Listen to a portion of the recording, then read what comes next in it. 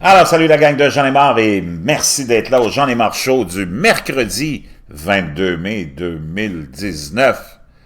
Heureux de vous retrouver, chers amis, en cette belle journée, finalement, ensoleillée et presque chaude. On est le 22 mai. Le printemps est en retard de plus d'un mois.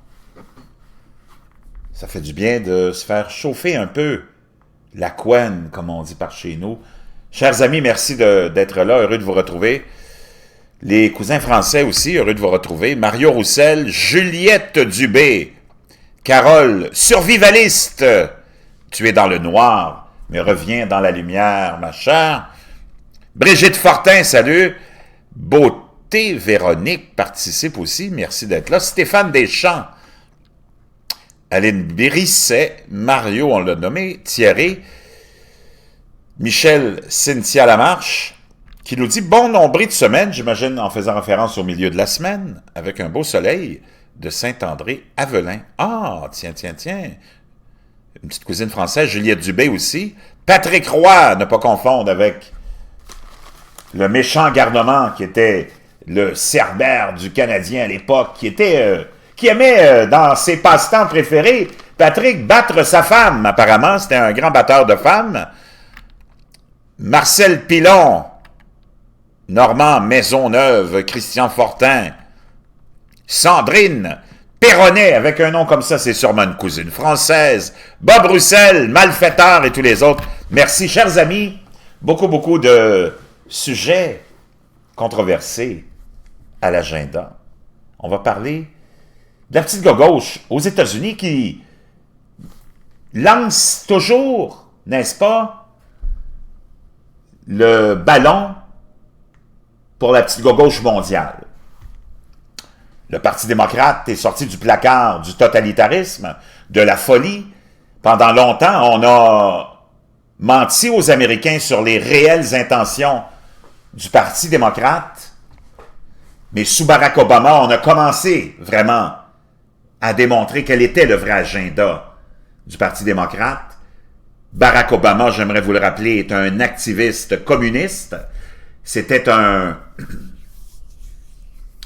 individu, Barack Obama, avant d'être président, d'abord qui a été sénateur, et un grand organisateur et aussi activiste au niveau local à Chicago, au niveau des organismes humanitaires, tout à tendance socialo-communiste. Chicago, je n'ai pas besoin de vous le rappeler, est un échec lamentable à plusieurs niveaux, autant économique que social et au niveau aussi de la criminalité. Tout ça sous la belle gouvernance de Rahm Emanuel, qui a cédé sa place, qui a quitté la politique. On l'a forcé à quitter la politique après 2 mandats à la mairie de Chicago, avec un bilan horrible, désastreux, et avec aussi sa haine envers Donald Trump, dont il ne gênait pas non plus d'afficher publiquement, s'est fait pousser vers la sortie par la population qui en avait plein le pompon de son agenda socialo-communisme, mais complètement désastreux. D'ailleurs, j'aimerais que quelqu'un m'amène un bilan positif d'une administration socialiste. C'est impossible à trouver. Ça, c'est comme la femme parfaite. Ça existe juste dans les romans de Walt Disney. Dans la vraie vie, ça n'existe pas. Je ne veux pas être sexiste, mais l'homme parfait, lui, il existe. Mais la femme parfaite, on va dire une chose, ça, c'est une histoire à dormir debout, mon chum. D'ailleurs, le socialisme et les femmes font bon ménage. Ça vous en dit beaucoup sur... l'agenda de nos conjointes. Pas étonnant qu'on soit toujours en chicane, puis en train de se tirailler, puis de divorcer. Les femmes, si vous vous en teniez à ce que la nature vous a donné comme mission, ben, je pense que le monde irait un peu mieux. Comme les hommes aussi. Si vous vous en teniez à votre nature, ça irait un peu mieux. Là, maintenant, tu as des hommes qui veulent être des femmes, puis des femmes qui veulent être des hommes, puis dans le milieu, tu as le monde ordinaire. Ils sont mêlés. Puis regarde les couples, mon chum, ça branle dans le manche. Parce qu'il n'y a plus de manche, justement. L'homme n'est plus vraiment un homme, puis la femme n'est plus vraiment une femme. La femme veut se mettre le nez partout, veut se mêler de tout. Ça vient en conflit avec l'homme qui, lui, est supposé de régler tout et gérer tout. Mais non. Là, lui, a été obligé de laisser sa place, plier, pour permettre à sa femme de s'émanciper. Puis regarde nos sociétés, mon chum. Viens pas me dire que c'est un succès. T'auras beau essayer de mettre ça sur toutes les coutures, le présenter sous tous les angles, c'est un désastre monumental. Alors, regarde les couples québécois, les couples français, ils tiennent juste par la magie de l'apparence. Puis c'est toujours juste une question de temps avant qu'ils s'écroulent. Parce que on est sorti de la nature, de ce que la nature nous a assigné comme tâche. Qu'est-ce que tu veux que je te dise? C'est pas moi qui ai choisi, c'est comme ça. Puis si on s'en tenait au respect de ce que la nature nous a donné comme tâche, ça veut pas dire qu'il faut que la femme soit l'esclave de l'homme. Ça veut juste dire qu'il faut qu'elle s'occupe de ce qu'elle est supposée de s'occuper, puis de ce qu'elle est supposée de s'occuper, c'est elle qui le fait le mieux. Et la même chose pour l'homme. Mais là, on essaie d'inverser les rôles, on fait du moitié-moitié, puis on va dire une chose, c'est un désastre. Toutes les maisons sont à l'envers, tous les enfants sont mal éduqués, tous les enfants sont mêlés, parce que c'est le free for all.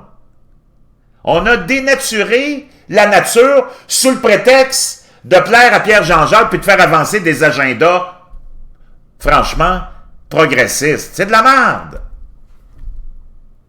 La société dans laquelle on vit est complètement éclatée.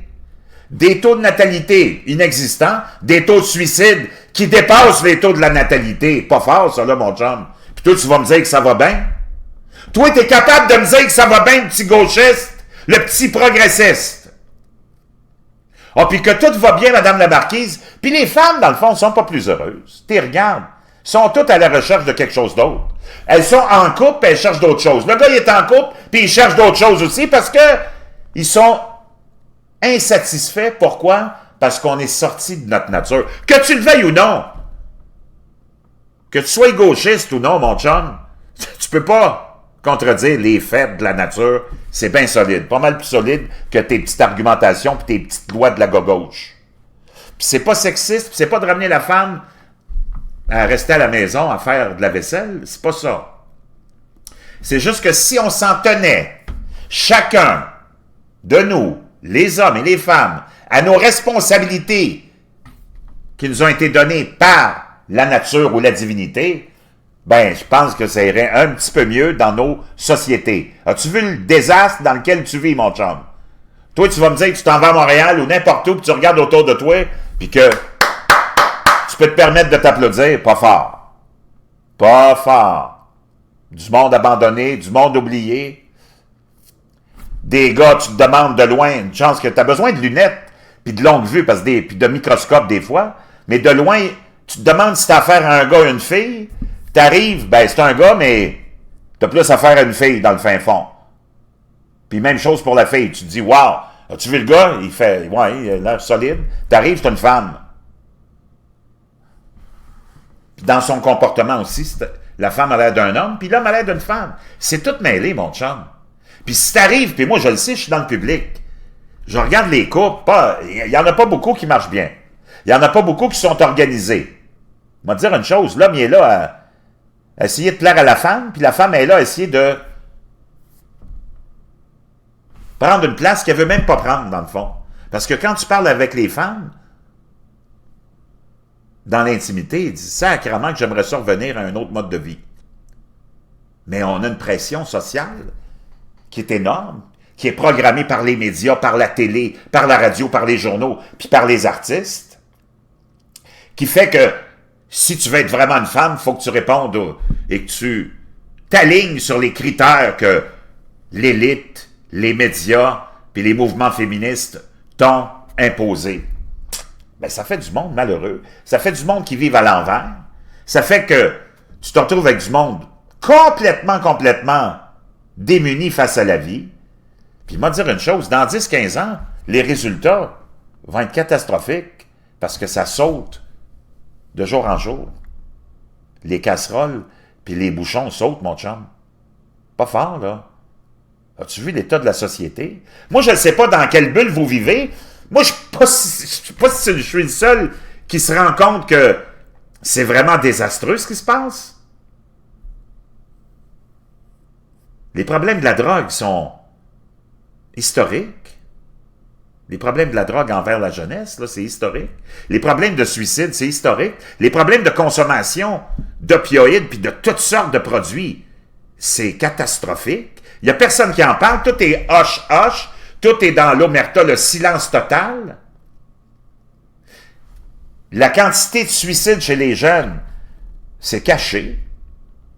Les jeunes sont complètement désemparés dans les modèles qu'on leur a imposés, complètement déglingués. Êtes-vous fiers de vous autres?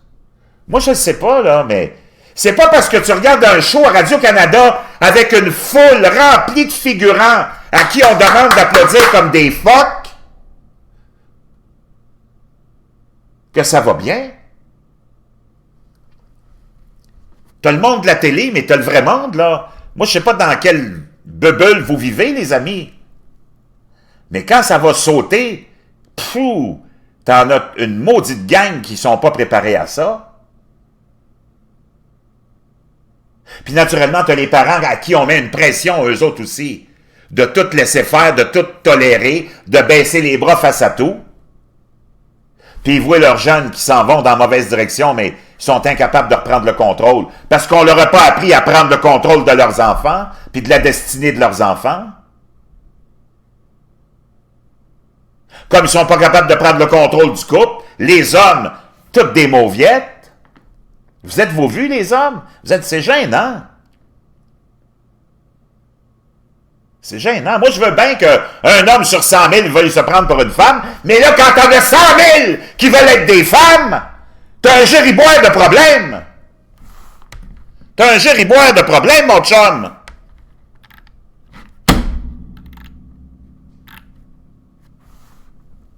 Ça va pas bien. Ça va vraiment pas bien.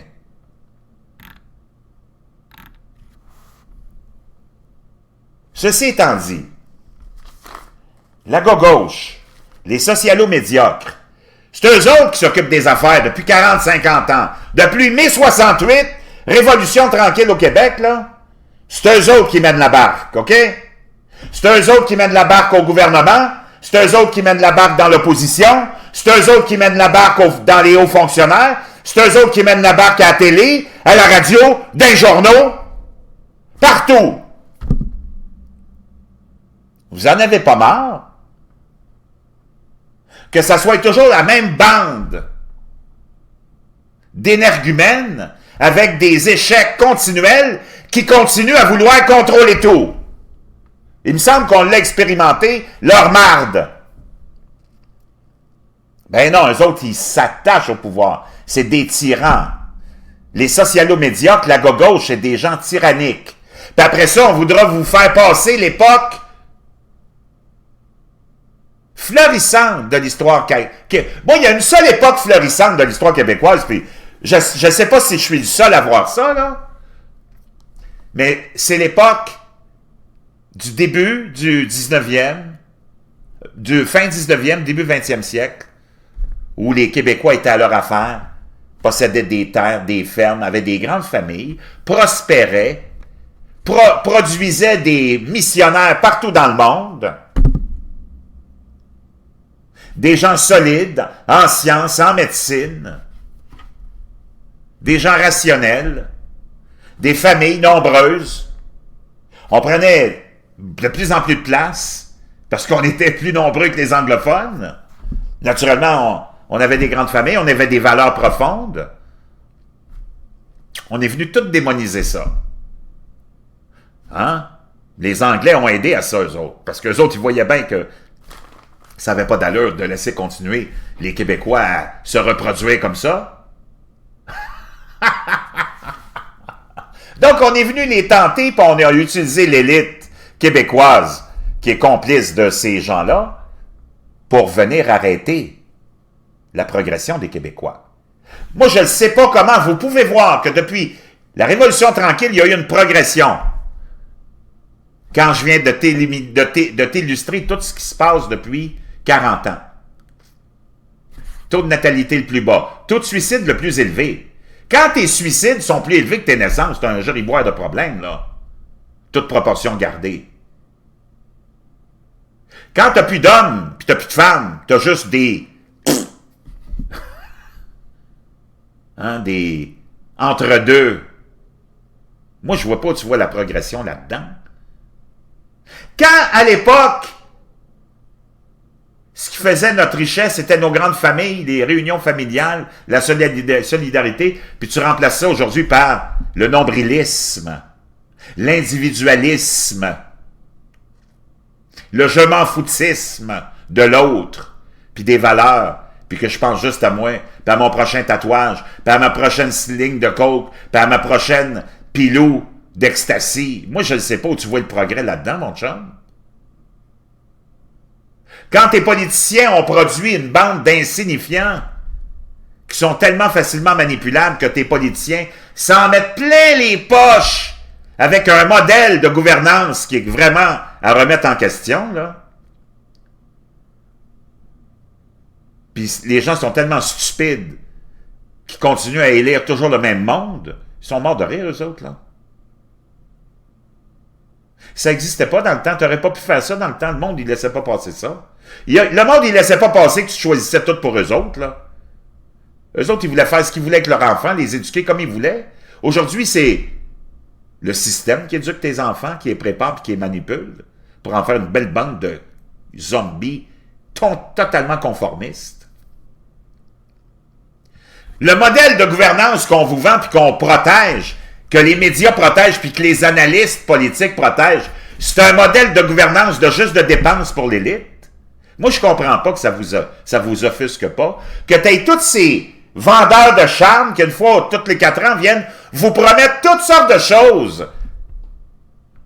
Non, c'est ça qu'il faut changer. C'est le modèle de gouvernance. Vous êtes là à notre service et non pas l'inverse. Les politiciens, les gens qu'on élit, devraient être là pour administrer la santé, les routes, rien d'autre. Pas pour dépenser des centaines de milliards dans des projets X, Y, Z, pas dépenser des centaines de milliards pour nommer du monde, subventionner du monde, non. Mais c'est ça le modèle qu'on a de politique et c'est pour ça que c'est d'élection en élection décevant parce que les gens sont incapables de se rendre compte de ce qui ne va pas. Moi, j'en parle depuis longtemps, j'essaie de le mettre sous différentes formes et dans différentes explications pour que le monde comprenne. C'est le modèle qui ne fonctionne plus. Là, je vous le mets dans d'autres termes, peut-être que vous allez comprendre. Parce que chacun comprend à sa façon. On ne peut plus être dans un modèle où des politiciens viennent se présenter pour vous dire comment on va dépenser tous les milliards et les trilliards qu'on accumule via les taxes et les impôts. Non, il faut que ça arrête. Le gouvernement n'est pas là pour dépenser. Puis c'est ça que tous les gouvernements font, autant municipaux, provinciaux que fédéraux. Non!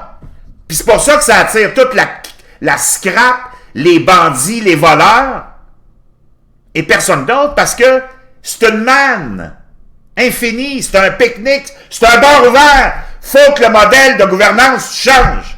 Un élu, c'est un administrateur qui est là pour s'assurer qu'il y a de la sécurité. Primo, pour les citoyens, de la sécurité aux frontières.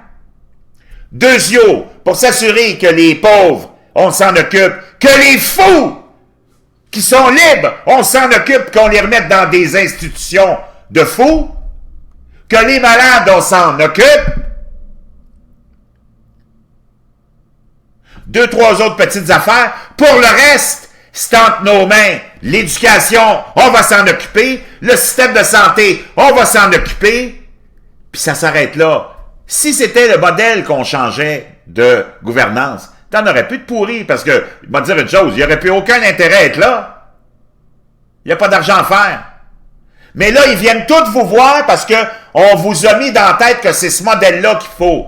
Le modèle démocratique, c'est le modèle de Cadillac pour l'élite. On vient aux 4 ans, puis tous les crétins qui sont là, de n'importe quel parti politique, ils viennent vous présenter des programmes de dépenses. Non! Hey, redonne-nous notre argent. Nous autres, on va le dépenser, notre argent, comme on veut. Parce que là, ce qui arrive, c'est que c'est eux autres qui prennent ton argent, puis ils le dépensent comme ils veulent, en ton nom. C'est-tu plus clair en même temps comme ça? Est-ce que c'est plus clair? Comprenez-vous? Un gouvernement, c'est à notre service, puis c'est là pour administrer, c'est pas là pour dépenser pour ses amis dans toutes sortes de prétextes pour dépenser. Ils iront voir l'entreprise privée s'ils veulent faire de l'argent. Est-ce que c'est plus clair ou si vous êtes encore dans les nuages, puis dans la gadoue, puis dans les pois chiches? C'est facile à comprendre, ça, là? Modèle de gouvernance, il est à changer. C'est une joke. Bon. Sonia Lanus, elle aime bien ce modèle. T'as bien raison, François Sylvain. Donc, comprenez-vous? Et pourquoi il n'y a personne qui en parle de ça? Parce que l'élite est folle, était folle amoureuse de ce système-là, de ce modèle de gouvernance-là, parce que on est à son service.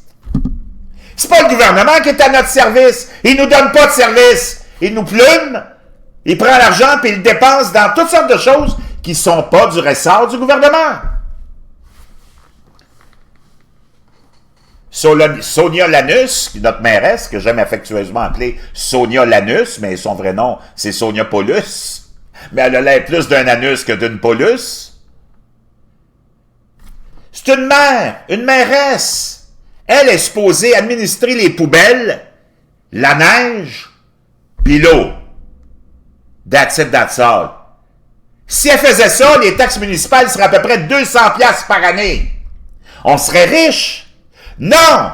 Un petit gouvernement municipal nous donne des taxes moyennes de 4000$ par année parce que elle a tellement d'amis à nourrir. Puis c'est pas juste elle. L'autre crétin qui va arriver après, il va continuer dans le même modèle de gouvernance. Elle a dépensé pour ceci, la bibliothèque, le centre communautaire, les poubelles, le court de tennis, le parc de skateboard, le module d'exercice, puis plein d'autres choses que j'oublie. Le prochain qui va arriver quand elle va se faire battre, lui, il va avoir ses dépenses à lui, puis l'autre, il va avoir ses dépenses à l'autre, ce qui fait que notre compte de taxes, il continue toujours à augmenter. Puis tu as ces imbéciles-là qui viennent se couvrir et couvrir leur crime en disant « Ouais, mais on a juste augmenté. On vous promet qu'on va augmenter les dépenses de 2% du coût de la vie. » Ben, tu augmentes les dépenses de 2% de milliards de dollars qui ne devraient même pas exister. Parce que c'est illégitime. C'est le modèle de gouvernance qui est illégitime. Si elle s'occupait des poubelles, de l'eau et de la neige, parce que c'est ça le rôle d'une administration, c'est d'administrer les services essentiels. Pour le reste, laisse ceux qui veulent investir pour un court de tennis, investir pour un court de tennis. Laisse ceux qui veulent mettre des poubelles de luxe, mais toi, tu vas mettre des poubelles de base. Puis s'il y en a qui veulent ouvrir un parc de skateboard, ben ils construiront de leur propre chef et de leurs propres moyens, puis ils financeront comme ils veulent. Donc, on est dans un modèle de gouvernance complètement malade. Le comprenez-vous maintenant? Un gouvernement, c'est pas là pour dépenser ton argent. Un gouvernement, c'est là pour te servir. Mais c'est pas ça qu'ils font.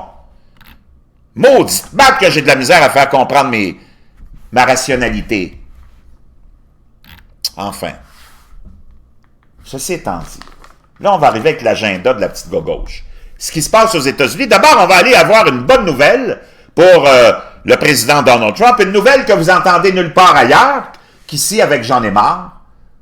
Il y avait une élection spéciale hier aux États-Unis, et selon les médias, c'était, wow, c'était pour un siège au Congrès. Il y a un républicain qui a quitté la politique, qui a démissionné. Je ne sais pas pour quelle raison. Ça semble être personnel. Donc, il y avait une élection partielle, si vous voulez. Hein, on appelle ça une élection spéciale aux États-Unis. Et naturellement, les médias vous disent que Donald Trump est tellement impopulaire qu'il devrait perdre une élection partielle. Trouvez-moi un gouvernement qui gagne une élection partielle. C'est bien, bien rare, ça. Sauf Donald Trump, il en a presque pas échappé une. Parce que depuis qu'il est là, depuis 3 ans, il y a eu à peu près une dizaine d'élections partielles. Puis je pense qu'il en a peut-être perdu une. S'il en a perdu une. Donc, les médias qui vous rabâchent toujours, « Ah mon Dieu, Donald Trump, c'est un fou. Il est tellement impopulaire, il va se faire battre en 2020. » Ben, l'élection partielle d'hier, ben oui, je vous le donne en mille. Il l'a encore gagné. Il est allé faire un petit rallye pour aider le candidat. Puis on va aller voir ce que ça a donné comme résultat, OK? Vous bougez pas de là. Je vous présente ça tout de suite. Vous allez être bien content. Bon, vous êtes là, vous êtes prêts, on va aller voir cette nouvelle-là. Puis il n'y a pas un Christophe Colomb de médias qui en parle. C'est vraiment...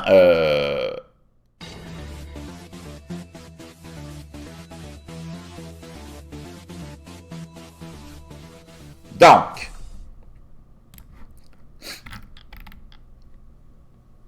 « 21 mai 2019 », ça c'est hier que le résultat est rentré, le républicain Fred Keller remplacera le représentant Tom Marino dans le 12e district de Pennsylvanie. Et on donnait 50-50, là, c'était comme on disait, non, hey, le démocrate elle a des chances de se faire élire, Donald Trump qui est vraiment détesté. Le républicain Fred Keller a remporté mardi des élections spéciales pour régler le problème du siège vacant au Congrès en Pennsylvanie. Keller, un représentant de l'État soutenu par le président Donald Trump, a facilement, écoutez le mot, facilement battu le démocrate Mark Frydenberg, un professeur, un crise de professeur qui s'en retourne faire de l'enseignement à l'État de Pennsylvanie, dans le district solidement, on dit solidement républicain, mais c'est pas vrai. Les sondages disaient 50-50. Donc, une victoire, mais vraiment, comme on dit en anglais, un landslide, hein? Vraiment un raz-de-marée. Il a vraiment gagné sans aucune difficulté. Ce républicain qui a été soutenu ici, on le voit, par Donald Trump, qui était allé lui rendre visite, faire un petit rallye la veille, je pense, de l'élection. Donc, Fred Keller qui remporte cette élection de façon, mais très forte, très significative. Ça fait pas l'affaire des petits gauchistes. On n'en parle pas dans les journaux. S'il avait fallu que le démocrate gagne l'élection, t'en aurais entendu parler pendant 24 à 48 heures. Donald Trump se fait battre, il va perdre les élections en 2020. Mais là, ça a l'air que vous n'entendrez pas parler, sauf aux gens des marchaux, parce que, eh oui, c'est une victoire significative de la part de ce républicain. On ne nous donne pas les chiffres, mais c'est vrai. Ah, oui.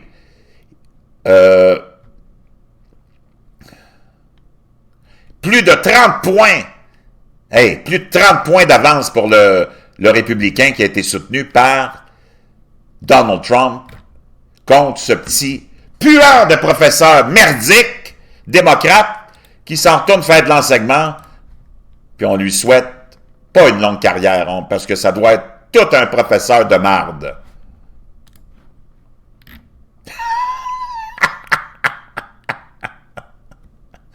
Ah, mon Dieu. Donc, une victoire, vraiment, de 30 points d'avance en Pennsylvanie. Puis on essaie de faire avaler que Donald Trump, il a peur de Joe Biden. Creepy Joe Biden. Joe Biden, un loser politicien de 40 ans. 40 ans à sévir comme politicien sans aucun accomplissement. 8 ans vice-président de Barack Obamerde.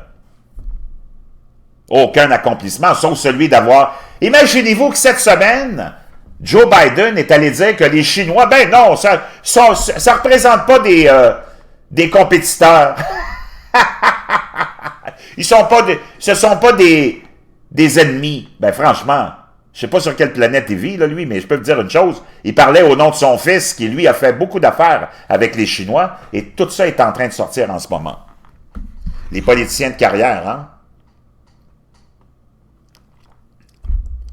Les Chinois, il s'est allé dire que les Chinois, c'est pas des concurrents. Voyons, il vit sur quelle planète, lui? Puis on essaye de vous faire avaler la pilule que ce gars-là pourrait battre Donald Trump. Franchement, un bon à rien, Creepy Joe en plus. Quand ça va être...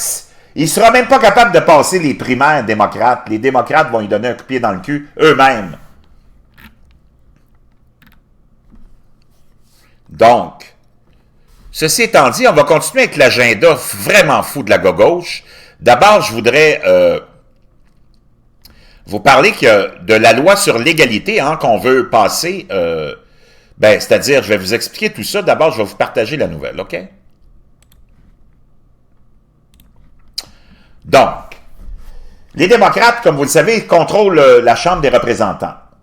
Mais pour qu'une loi soit promulguée aux États-Unis, ça doit être d'abord présenté à la Chambre des représentants, voté et passé à la Chambre des représentants majoritairement, se retrouver au Sénat, être voté par le Sénat et arriver sur le bureau du président qui doit signer cette loi-là pour la promulguer. Donc, il y a plusieurs étapes. C'est pas parce que quelque chose passe à la Chambre que ça devient un automatisme et que ça devient une loi. Il y a des étapes, c'est ça les étapes. Chambre des représentants, le Sénat, le bureau du président.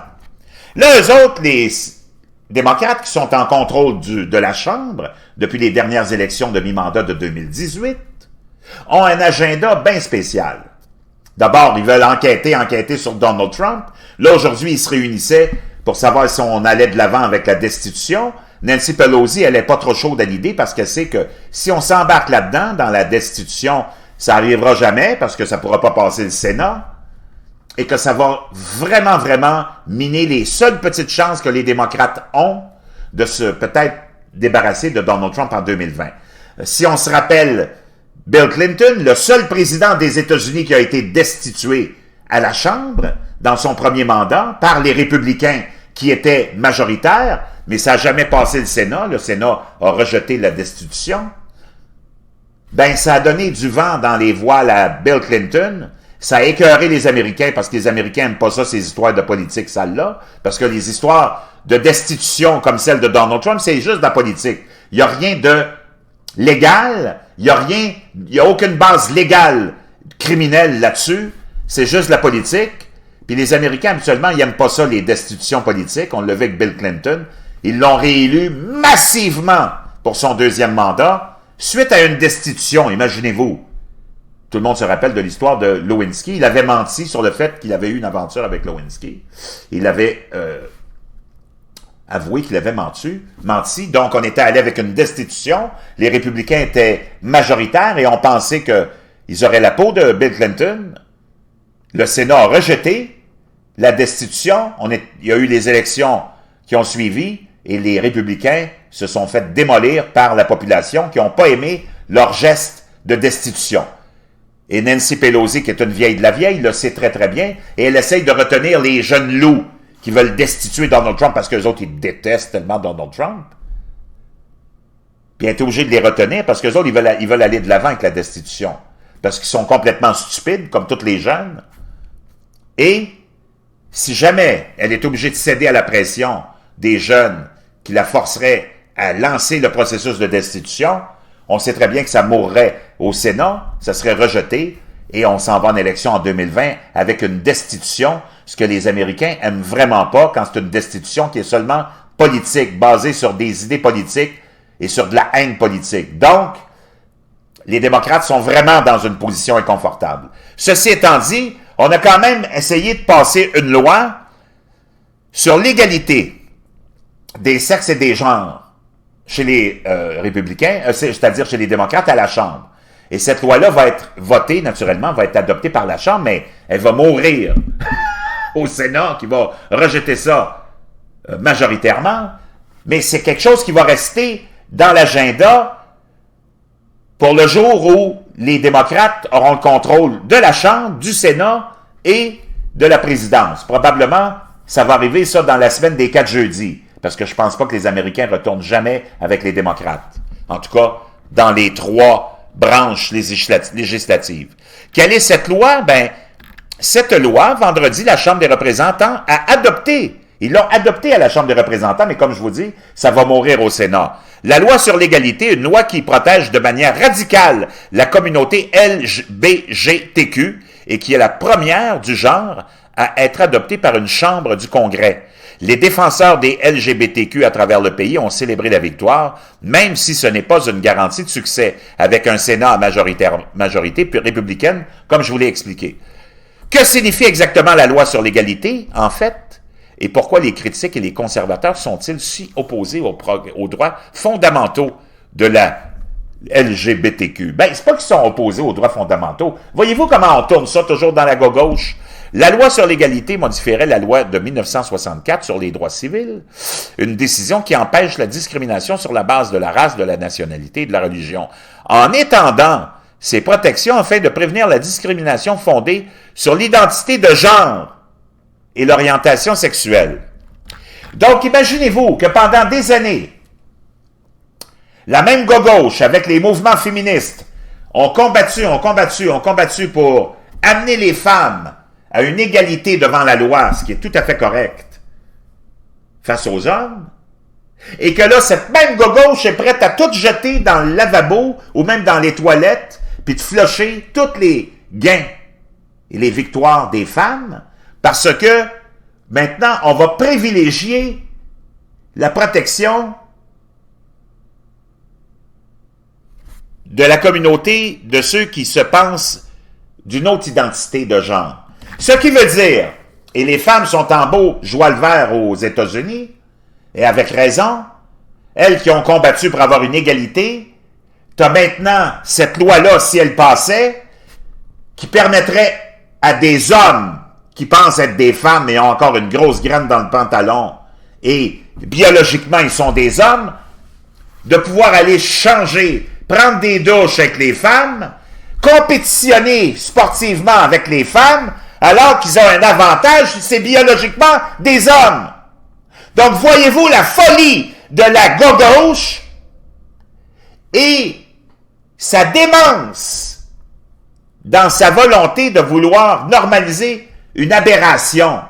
Un homme qui se prend pour une femme. Moi, je veux bien que tu vives comme ça, mais qu'on vienne changer toute la structure de la société, parce qu'un gars qui a une grosse graine puis qui pense qu'il aimerait ça être une femme, pour aller prendre des douches avec des femmes avec sa grosse graine, puis aller changer, puis essayer des vêtements de femmes dans des vestiaires de femmes avec sa grosse graine, puis qui voudrait aller gagner des compétitions, dans des compétitions féminines, moi je le sais pas, mais si je suis une femme, je suis en sacrament de voir mes petits gauchistes puants, mes mouvements féministes, qui sont en train de complètement jeter aux poubelles tous les gains que les femmes ont faits. Moi, je ne le sais pas, les femmes, parce que je ne suis pas une femme. Du moins, jusqu'à nouvel ordre. Mais j'aimerais savoir comment vous vous sentez face à ça, les femmes. Puis aux États-Unis, même les femmes de gauche sont en sacrament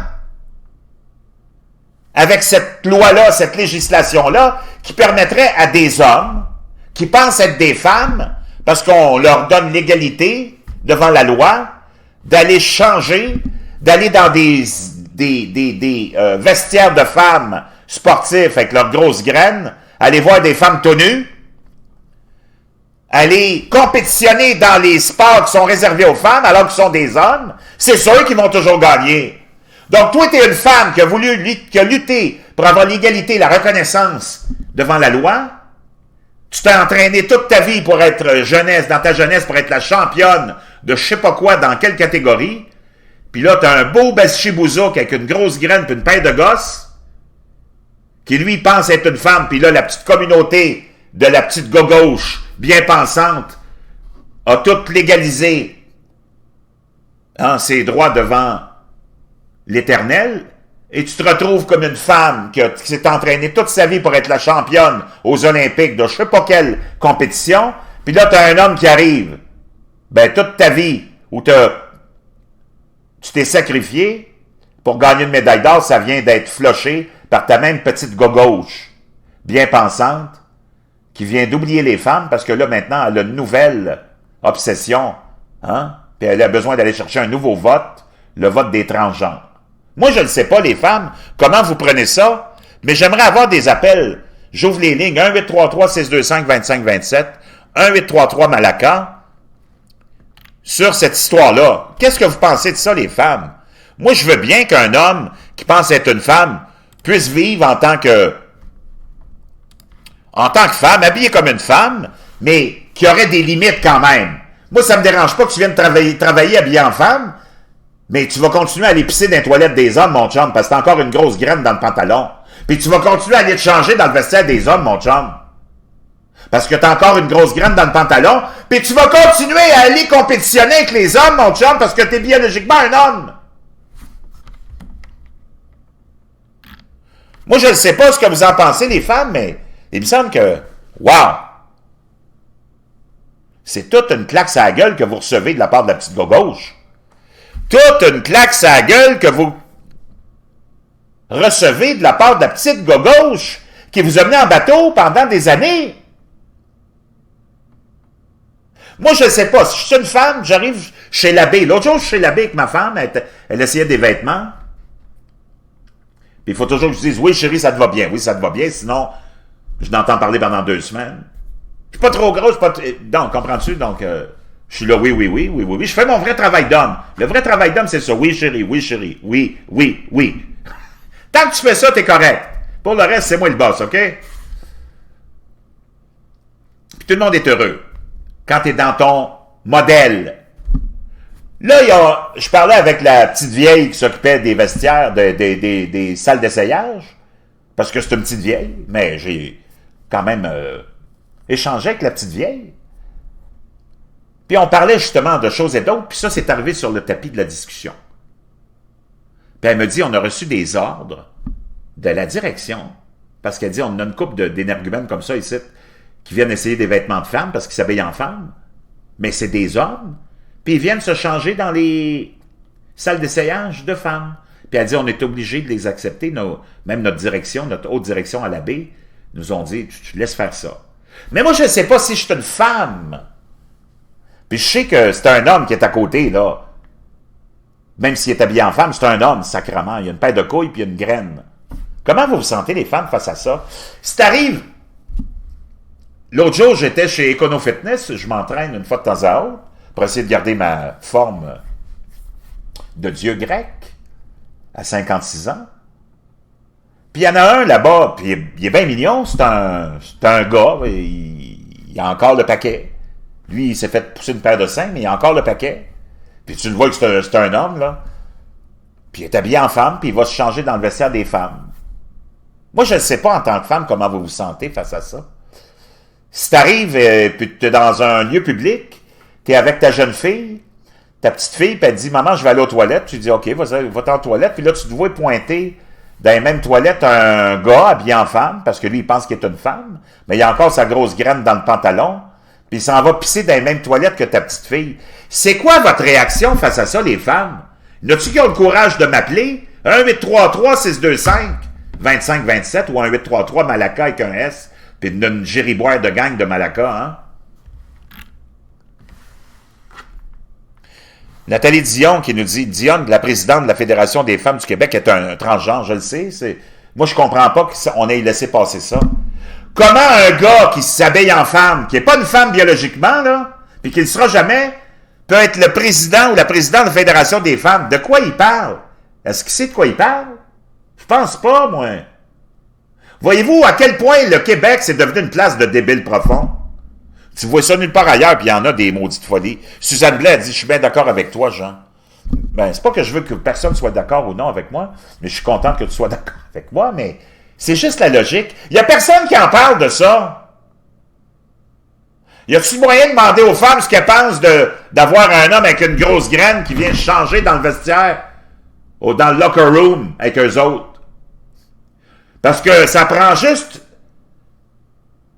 pas grand-chose. La ligne est mince. Si demain matin, moi, je décide que je m'habille en femme, puis sacrément, je me décide d'être une femme parce que j'ai envie d'aller zioter des belles petites pitounes tenues dans le vestiaire, qu'est-ce qui va arriver? C'est quoi la limite dans tout ça?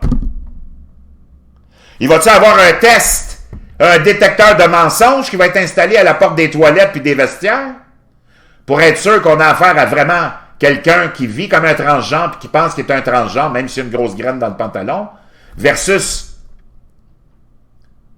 l'arnaqueur, le con artist qui dit, oui, hey, moi je l'ai trouvé la façon d'aller voir des belles petites pitounes de 20 ans tout nu, mon chum, je m'habille en femme, je prétends que je suis une femme, puis ils essayeront de m'arrêter dans le vestiaire.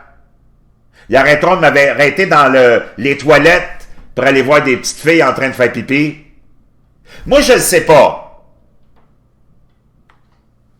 Mais j'aimerais savoir ce que le monde pense. Puis c'est drôle, on s'en va avec ces lois-là, puis on ne demande pas ce qu'on pense. Ce qu'on pense. On y va de l'avant parce que ces gens-là, peu importe le parti politique, ils ont tous le même agenda. Avez-vous remarqué? Ils ont tous le même agenda. C'est assez dégueulasse. C'est assez dégueulasse. Ben, Suzanne, c'est pas juste pour les toilettes. Imagine-toi, là, tu t'en vas au gym. Moi, je l'ai vu, à Saint-Eustache, chez Econo Fitness. Il y en a un transgenre. C'est un homme. Ben, il rentre d'investir des femmes. Demain matin, moi, je m'habille de façon féminine. Hein? Je me mets des running shoes, parce que dans le fond, il y a des running shoes roses. Il met un legging, là, tu sais, les fameux leggings, là, bien serrés, gris et rose. Il se met un top, puis on dirait qu'il a une petite poitrine. Puis il se coiffe les cheveux comme une femme. Ben, puis il y a un paquet, là, tu le vois le paquet parce que c'est serré, mais il rentre un petit peu, là, mais... Puis lui, il rentre dans le vestiaire des femmes. C'est quoi votre réaction à ça, les femmes, vous autres?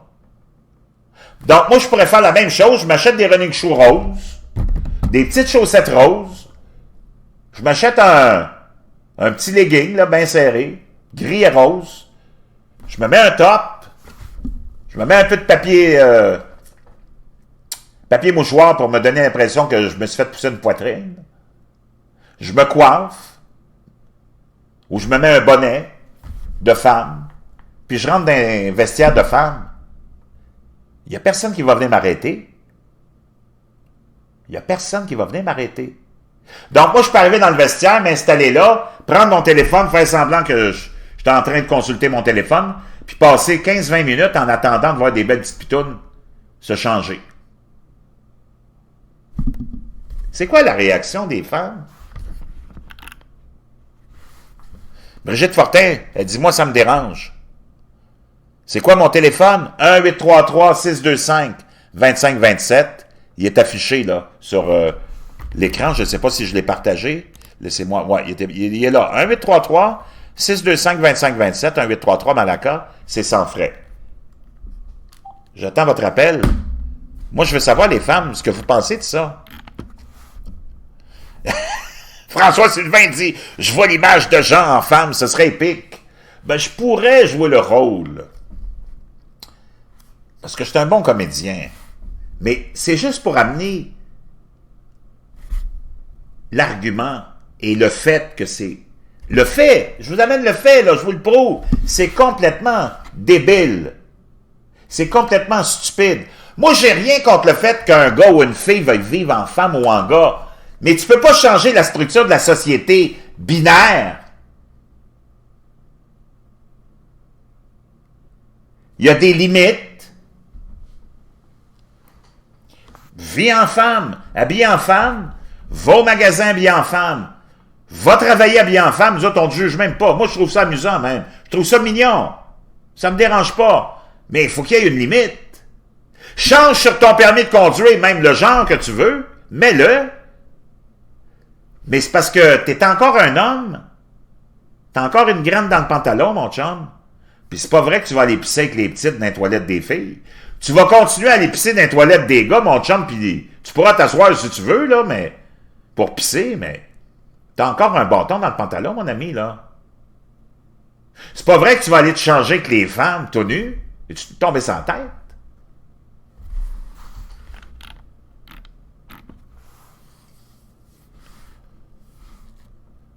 La solution de caméra dans les salle de bain, ben pas vraiment, là, parce que tout le monde va faire du voyeurisme, c'est pas ça. Viviane, tu peux pas essayer de t'adapter à une folie comme celle-là, faut que tu mettes des limites. Tu l'interdis. Vis comme tu veux. Promène-toi comme tu veux. Va travailler comme tu veux. Change même ton identité sur ton permis de conduire. Parce que ça implique personne d'autre. Mais quand tu vas impliquer quelqu'un d'autre, tu veux essayer des vêtements de femme, ben tu vas aller les essayer dans les salles d'essayage d'hommes, mon chum, là. S'il y a des salles d'essayage binaires, parce qu'il y a des magasins, il n'y en a pas. Tu rentres, c'est hommes et femmes. Puis tu vas aller pisser avec les hommes, mon chum. T'es encore un homme. Je m'en calisse dans ta tête que tu te penses une femme. Mais t'es encore une grosse graine, mon chum. Moi, j'en reviens pas comment on est rendu complètement siphonné. Puis ça m'amène au deuxième sujet, l'avortement aux États-Unis, la même gauche. Je vous en ai parlé, à New York, déjà au mois de janvier, Andrew Cuomo, qui est le gouverneur démocrate de New York, parce que New York, c'est une ville, mais c'est aussi un État, hein. Il y a l'État de New York, qui est sous contrôle démocrate depuis longtemps. La ville de New York aussi, la ville de New York est en faillite totale. Bill de Blasio, qui a été le maire qui a démoli New York, un maire démocrate avec des politiques complètement débiles, de la corruption à un niveau jamais atteint, qui se présente comme le 26e candidat démocrate, je pense, à la présidentielle. Puis je pense qu'il n'a même pas été capable d'avoir un like, parce que les gens de New York, ils ont dit, c'est pas vrai que tu t'en vas à la présidence, toi, mon chum. Tu viens de ruiner la ville. C'est pas vrai que tu vas aller ruiner le pays. Donc, c'est une vraie joke, ce gars-là. New York est la ville de New York, c'est une catastrophe. Pourquoi? Parce que c'est une administration gauchiste qui l'a administrée pendant 12-15 ans.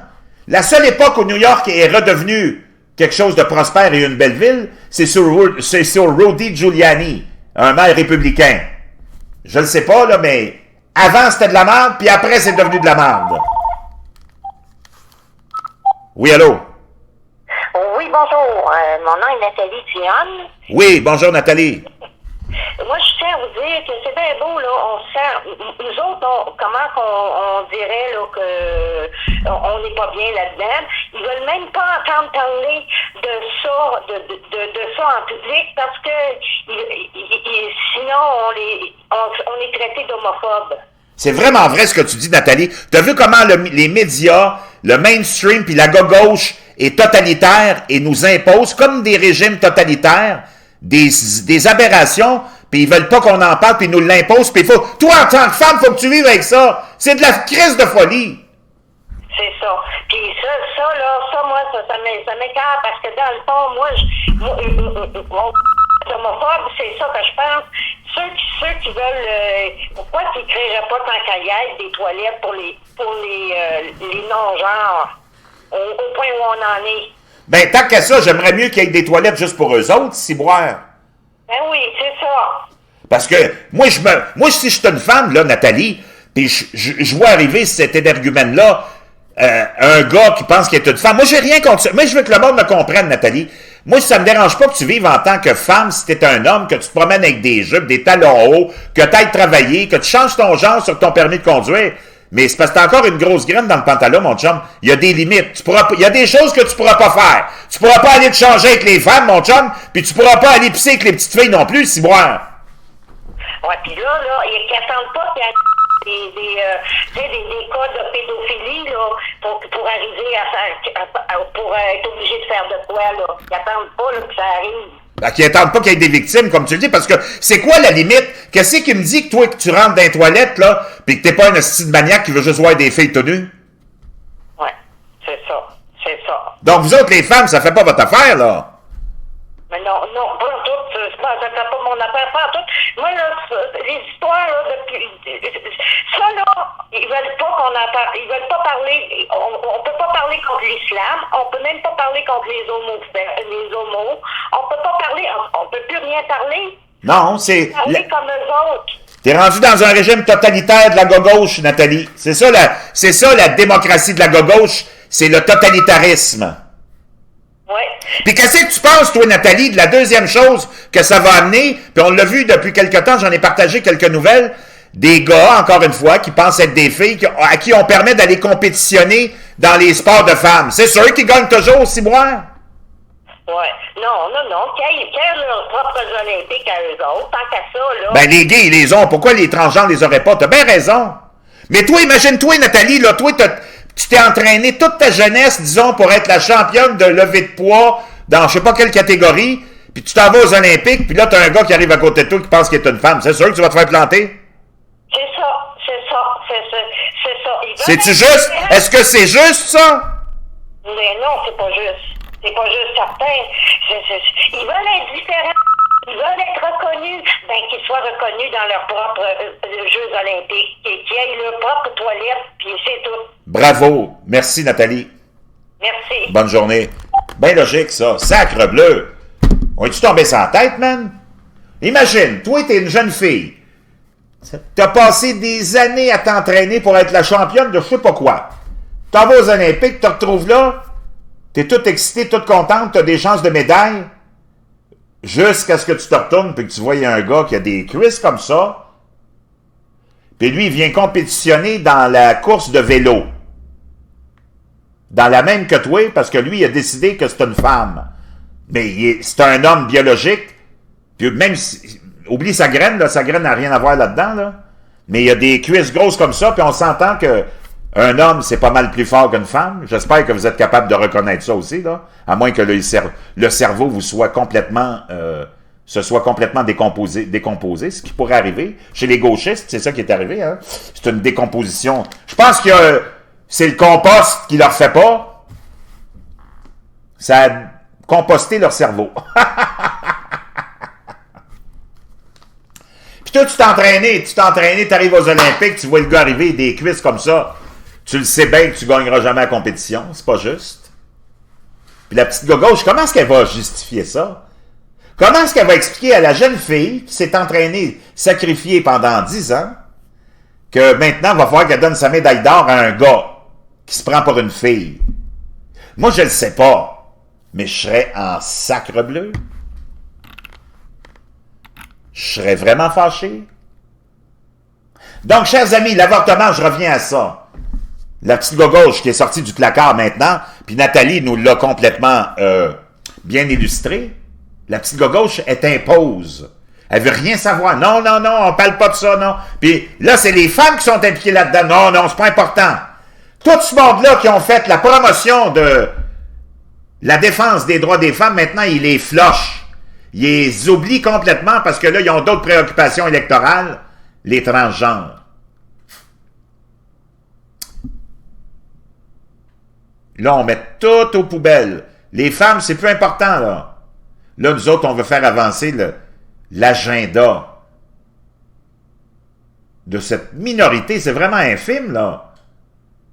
Mais les politiciens et les gauchistes ont abandonné les femmes pour privilégier l'agenda des transgenres. Eux autres, qui ont plus d'importance que vous autres maintenant. Là, on oublie toutes les gains que vous avez faites. On va toutes vous enlever au profit des transgenres. Et des gays et lesbiennes. Moi, j'ai rien contre ça, parce que je suis pas une femme. Mais sacre bleu. Si je suis une femme, je suis en sacre bleu ce matin d'écouter J'en ai marre, qui m'apprend tout ça, parce qu'il n'y a personne d'autre qui vous l'apprend. Je suis en furie. Furax, comme diraient les cousins français. Puis comme je vous dis, moi, j'ai rien contre les communautés gays, lesbiennes et transgenres. Au contraire. Mais il faut qu'il y ait des limites.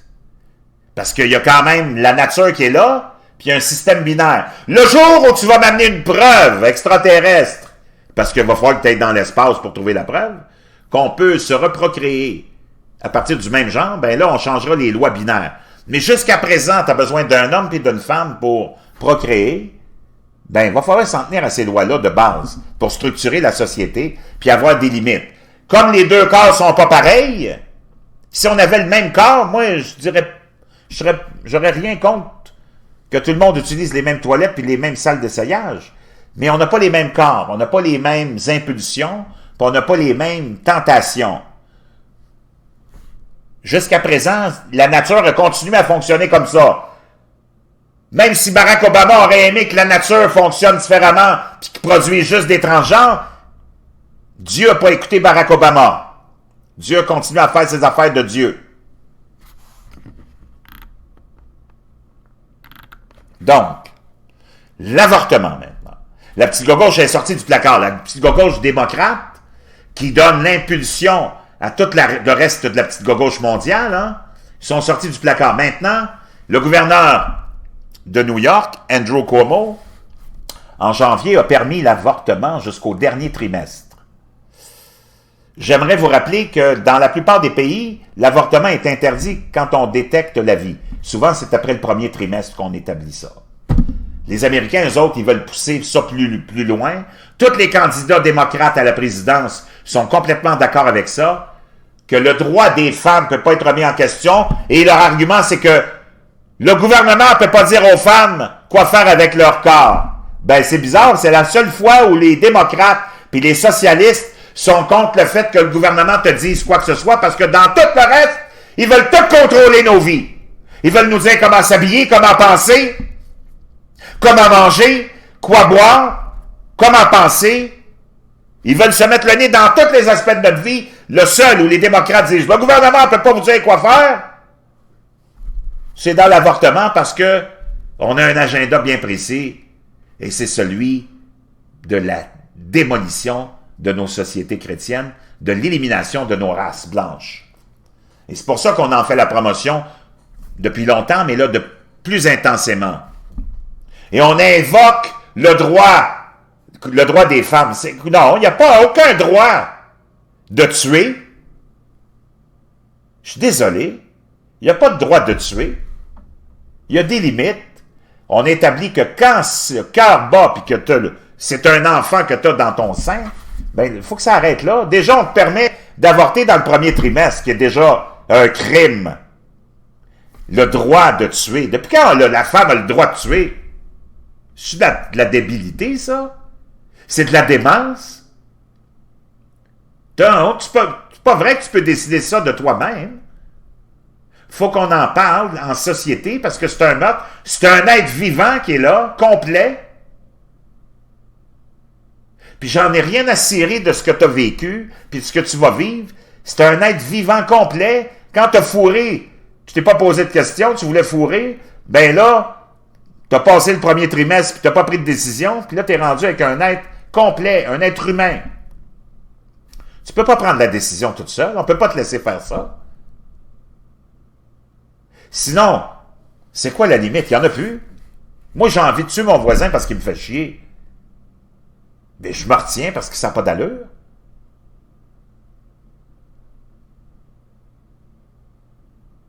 On est rendu où, là? Disons, j'ai envie d'éliminer un tel ou un tel. Mais on se retient, on ne fait pas ça. Parce que c'est considéré comme un meurtre. Puis c'est passible de peine d'emprisonnement. Là, tu as un être vivant, complet, humain dans le corps. Tu peux pas faire ce que tu veux avec ça, voyons.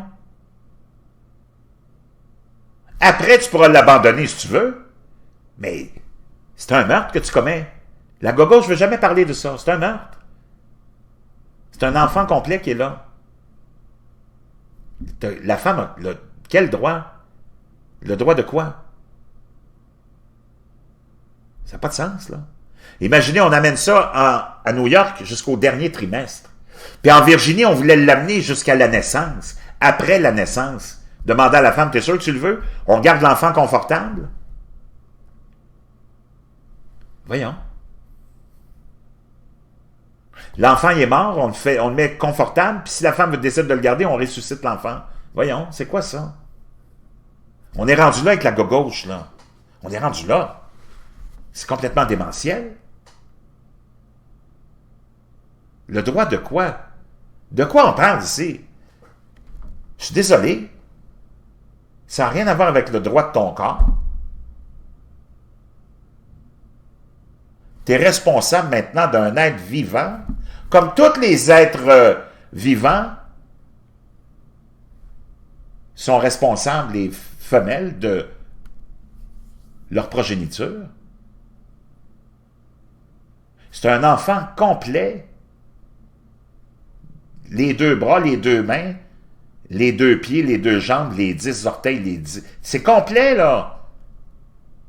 C'est juste qu'il va continuer à croître, mais il pourrait même peut-être vivre à la limite, à l'extérieur du corps humain, dans le 2e trimestre. Puis les démocrates veulent amener l'avortement jusqu'au 3e trimestre. Et il y en a même un État qui veut l'amener, un gouverneur démocrate encore. Après la naissance, on pourrait même demander à la femme, « T'es certaine que tu le veux? » Puis si elle dit « Ah non, j'ai peur d'être en dépression, de ne pas pouvoir m'en occuper », on tuerait l'enfant. Voyons, on est rendu là. Wow! Puis vous êtes étonné de voir comment ça marche aujourd'hui dans la société gauchiste, quand tu as les gauchistes qui pensent comme ça. Puis ils ont ça comme valeur fondamentale de la vie. Moi, je suis désolé. Il faut qu'on dise à la femme, non, tu as des limites, ma petite, là. C'est pas vrai que parce que ça fait plus ton affaire, ou pour X raison, tu vas te permettre de commettre un meurtre. C'est un meurtre, c'est un être vivant, un humain complet. Voyez-vous comment on a dénaturé et on a banalisé tout à la gauche? Tu sais, tu passes de ce que je viens de parler des transgenres, là, tu arrives à ça. Aucune valorisation de la vie. Puis le droit des femmes. Le droit de quoi? C'est quoi le droit des hommes? D'égorger ceux qu'on n'aime pas? Ah, parce que je l'aimais pas, moi, là, lui, il me fatiguait de tomber ses nerfs, je l'ai égorgé. Ah, ok, c'est dans la nature de l'homme. C'est correct. Il a le droit de faire ce qu'il veut avec son corps. Le droit de quoi? Wow! Moi, je ne sais pas. Mais je pense que Saint-Citronnelle. Saint-Citronnelle. C'est vraiment pathétique. Michel Laflamme qui me dit « Gauche couche débile, maintenant je me reconnais plus pantoute. » Lui, j'imagine que Michel, c'est un ancien gauchiste, comme moi aussi. Mais je ne le suis plus, ça n'a pas de sens. Ils nous ont bernés. Ils nous ont bernés. Ils nous ont bernés. Vraiment, moi, j'en reviens pas. Pendant ce temps-là, la même gauche. Donc, d'abord, je vais aller vous partager la nouvelle de l'État de New York, OK? Vous êtes là, on y va, c'est parti, mon kéké, bougez pas. La loi sur l'avortement à New York, absolument aucune raison de tuer un bébé au 3e trimestre. Hey, on va amener ça au 3e trimestre. On va l'écouter un petit bout. Je vous traduis ça après, puis on va lire la nouvelle.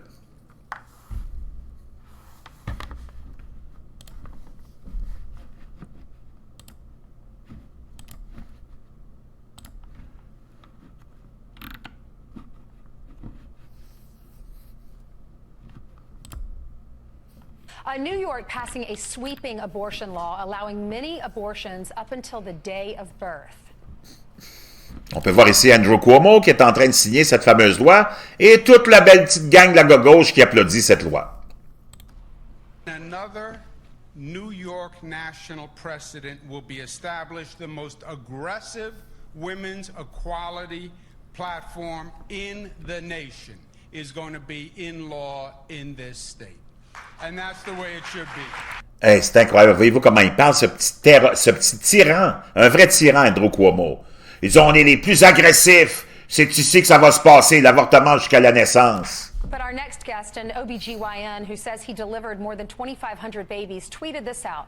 There's not a single fetal or maternal condition that requires a third trimester abortion, not one. That Dr. Omar Hamada and former Army surgeon joins us now to explain this. Dr. Hamada, thank you for being with us. Thanks, Ainsley. It's great to be here. Well, we appreciate you coming on to talk about this. You're brave to do this because you've gotten some backlash. You tweeted that out. A lot of supporters, but a few people are now calling for you to be fired. A few are, but I don't think anything will happen with that. Donc ça, c'est un médecin qui est complètement contre un gynécologue qui fait beaucoup d'accouchements, qui était outragé par cette nouvelle législation de New York et qui l'a condamné dans des tweets. Il y a beaucoup de gens qui l'ont supporté, mais il y a des crétins de la gauche qui ont demandé sa démission ou de son congédiement, mais ça n'arrivera pas. Il dit, moi, j'en ai rien à foutre, je fermerai pas ma gueule. But I think what's happened is, we've rocked their boat, and their agenda is to have unlimited abortions nationwide. I think New York's move here has really opened the door for that. Donc, il dit, leur agenda, la gauche, c'est l'avortement sans limite à travers le pays. Et il dit, ce que le gouverneur de New York vient de faire, c'est d'ouvrir la porte à ça. But I know down in Tennessee, for example, we're resisting that. We're wanting to pass. Mais la majorité, même des gens qui sont pro-choix, sont contre ces lois-là qui sont vraiment extrémistes, sais, quand tu veux parler d'extrémisme, là, c'est l'extrémisme de la gauche qui est dangereux. L'extrémisme de la droite, il n'est pas dangereux parce que c'est du bon sens. Donc, imaginez-vous, c'est complètement fou. Donc, ce gynécologue qui a mis plus de 2500 bébés au monde, c'est lui, là, ce médecin-là, a accouché plus de 2500 femmes. Il dit, ça n'a pas de sens. La fameuse loi qui vient d'être promulguée la semaine dernière, donc on parle du mois de janvier ici, par le gouverneur Andrew Cuomo, est célébrée publiquement par les progressistes, les gauchistes, dans le fond, les progressistes et les gauchistes, stipule que l'avortement est l'une des procédures médicales les plus sûres aux États-Unis. Donc, c'est vraiment malade, a déclaré ce fameux médecin, que nous célébrions la mort de bébés qui pourraient vivre en dehors de l'utérus à ce moment-là, dans le 3e trimestre. C'est complètement immoral. C'est vraiment immoral. Ça m'amène à vous partager ce qui compte vraiment pour la gauche, et ça s'est vu cette semaine dans des manifestations gauchistes, progressistes, où on décriait les conditions de vie des poulets. Et oui, on dénonce le fait que les poulets n'ont pas assez d'espace pour vivre dans les poulaillers. Les poulets sont sans doute les animaux les plus maltraités de la planète. Aux États-Unis, environ 9 milliards de poulets sont tués pour leur chair chaque année.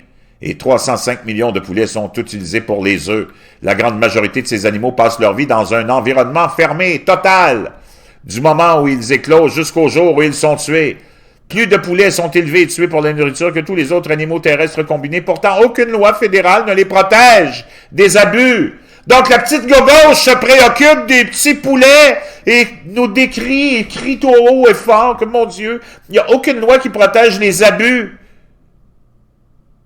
contre les petits poulets.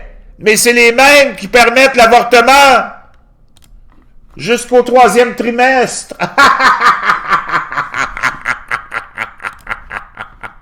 Ces gens-là sont tellement pathétiques, mes chers amis. Il y a une manifestation, il y a eu même des manifestations partout aux États-Unis pour les petits poulets qui n'ont pas assez d'espace. Ils n'ont pas assez d'espace pour vivre, les petits poulets. Ça, c'est la gauche. Et ses valeurs dans la vie. On crie, on manifeste pour les pauvres petits poulets. C'est bien triste. Moi aussi, j'aimerais bien ça qu'il y ait d'espace, plus d'espace, là, mais entre toi et moi, j'en ai rien à foutre des poulets. C'est le moindre de mes soucis, Saint-Sacrement. Anyways, ceci étant dit, on revient.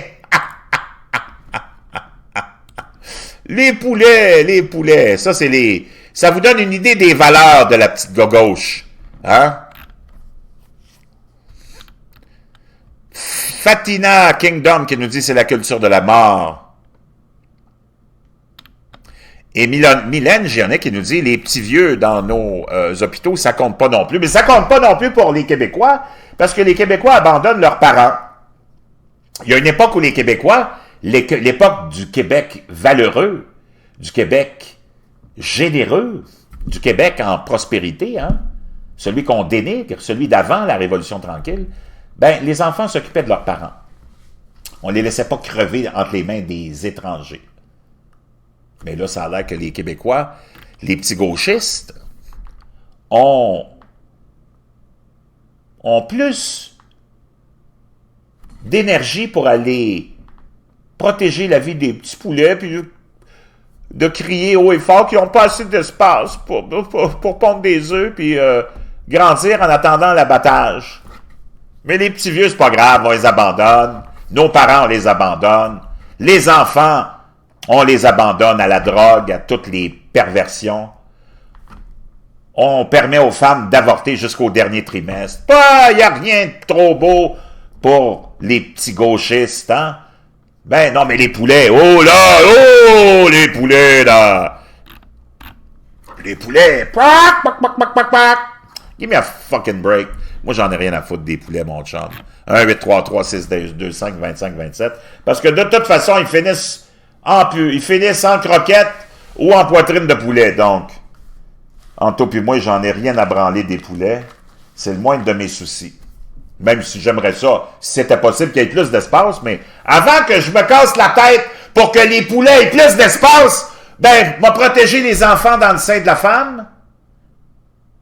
Je vais essayer de donner un petit peu plus d'honneur à mes petits vieux, m'occuper des enfants qu'on abandonne dans la drogue, puis dans le suicide, avant de me préoccuper des petits poulets qui manquent d'espace. Aïe, aïe, aïe, aïe, aïe, aïe, aïe. Donc, 1-833-625-2527, les femmes, je veux vous entendre sur le fait qu'on veut vous imposer maintenant les hommes dans vos compétitions, qu'on veut vous imposer les hommes dans vos vestiaires, imposer les hommes dans vos toilettes, en présence de vos petites filles aussi. Vous pensez de ça, vous pensez quoi de tout ça, les femmes? 1-833-625-2527, 1-833-Malaka, ça vous fait quoi d'avoir un homme avec une grosse quéquette qui est en train de faire pipi avec votre petite fille dans les toilettes de femme parce que lui, il pense qu'il est une femme? Ou un homme qui va venir compétitionner avec vous, les filles, puis qui va vous enlever votre médaille. 1-833-625-2527, 1-833-625-2527. J'attends vos appels pour celles et ceux qui ont le courage de m'appeler. Et qu'est-ce que vous pensez de l'avortement au dernier trimestre et même après le 3e trimestre? Ça, c'est le droit des femmes. Oh, de quel droit on parle ici? Il y a un être vivant, tu n'as plus de droit là, seulement toi, il y a le droit de l'autre aussi qui est là. Puis on n'en parle jamais. Oh, la petite gogo, je n'aime pas ça parler de ça. Puis ils veulent parler de science, on va parler de science. Ils aiment ça, la science, hein, les petits gauchistes. Oh, vous autres à droite, vous êtes tellement des bigots, des rétrogrades, vous reniez la science. Ben la science, c'est la suivante dans l'avortement, mon petit gauchiste, écoute bien ça. Quand ça se passe à partir du 3e trimestre et plus, le médecin rentre avec des pinces, prend l'enfant par les pieds et le sort, hein? Et souvent, il va être obligé de rentrer ses mains pour orienter et placer les épaules pour qu'il puisse sortir facilement, ou on va le tourner et on va utiliser un outil pour percer le crâne, la boîte crânienne, et on va aspirer le cerveau. Et après ça, on pourra sortir l'enfant du sein de la mère. D'autres aussi vont utiliser des machines et qu'on compare à des hachoirs à viande. Hein? On va hacher le petit bébé, qui est un bébé.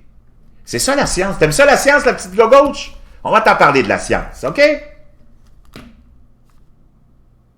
Donc, le médecin va rentrer ses deux mains pour placer les épaules qui sont mal orientées.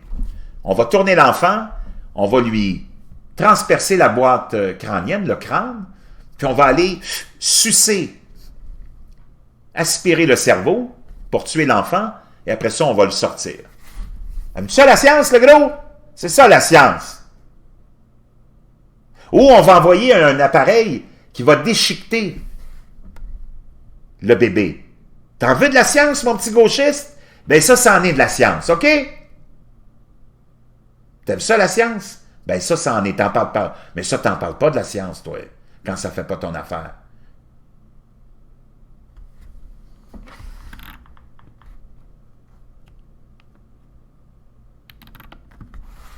Nathalie Dionne qui nous dit c'est dégueulasse. Ben, c'est ça, Nathalie, un avortement après le 3e trimestre. T'as affaire à un bébé. Puis c'est comme ça que ça se passe. Le médecin rentre ses pinces, va le tirer par les pieds, puis ils vont le déchiqueter, ou il va le tourner, mettre la tête face à lui, va rentrer un outil pour perforer la boîte crânienne, rentrer une succion, une suce, une espèce d'appareil qui va sucer le cerveau pour tuer l'enfant et pouvoir le sortir après ça. Ou vont rentrer un autre outil qui va le déchiqueter. C'est ça la science. T'aimes ça la science, le petit gauchiste, hein? Es-tu encore là, le petit gauchiste, ou t'es allé vomir?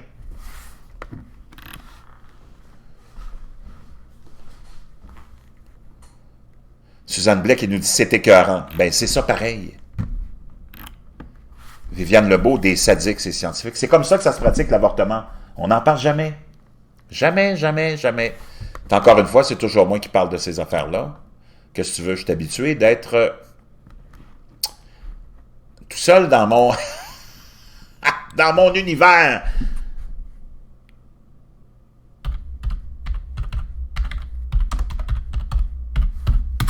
Hein? J'étais pas mal tout seul dans mon univers.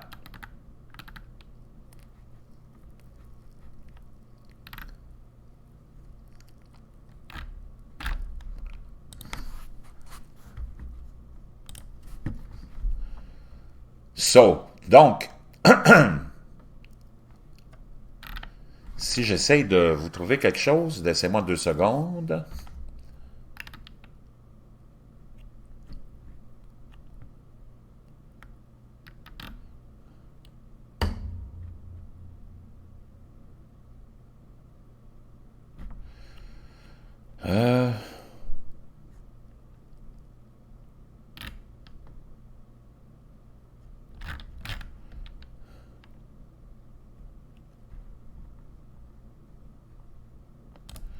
Je vais essayer de vous trouver. J'avais un lien l'autre jour. Je ne sais pas si je vais être capable de remettre la main dessus.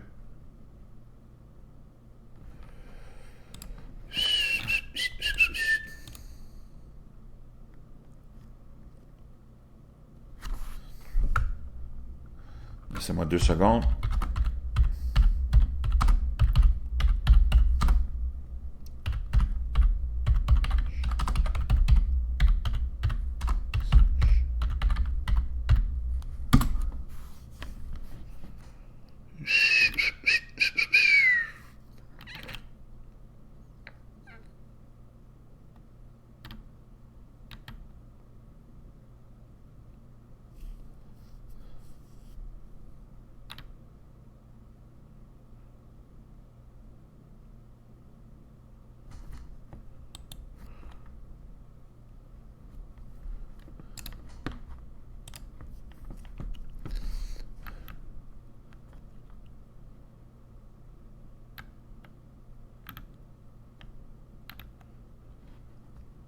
Je pense que j'ai trouvé, bougez pas.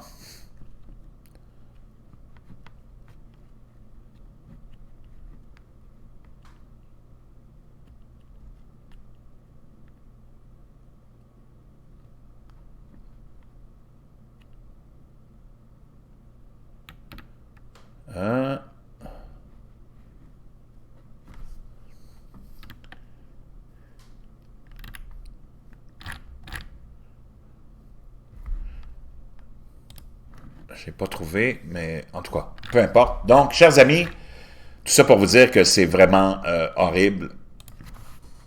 Vraiment, vraiment... ça donne des frissons dans le dos quand tu t'arrêtes à ça. J'essaie de vous trouver le lien, là. Parce que c'est difficile. Quand tu fais des recherches sur Google, tout ce qui est vraie information qui peuvent vraiment t'éveiller, c'est toujours caché loin. Ce qu'on envoie, c'est la propagande gauchiste. Énormément, énormément. Il faut que tu sois vraiment, vraiment très déterminé pour trouver de l'information sur Google parce que, vous le savez, c'est des outils de recherche gauchistes. Hein?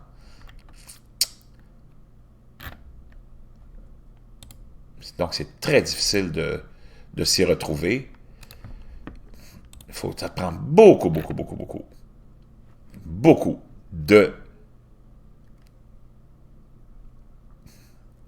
de patience.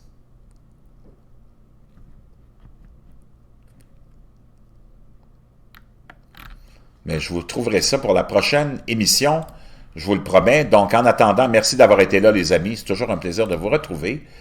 Pour le J'en ai marre show, je pense pas qu'il y ait un autre endroit comme celui-ci.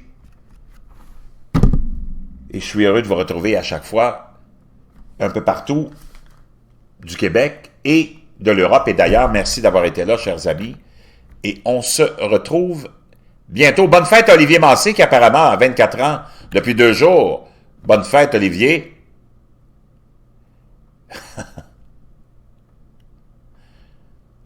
Et merci infiniment d'avoir été présent aujourd'hui. Et je vous attends pour le prochain J'en ai marre show. Le seul et unique endroit où vous avez les faits, juste les faits, et la rationalité. Au rendez-vous.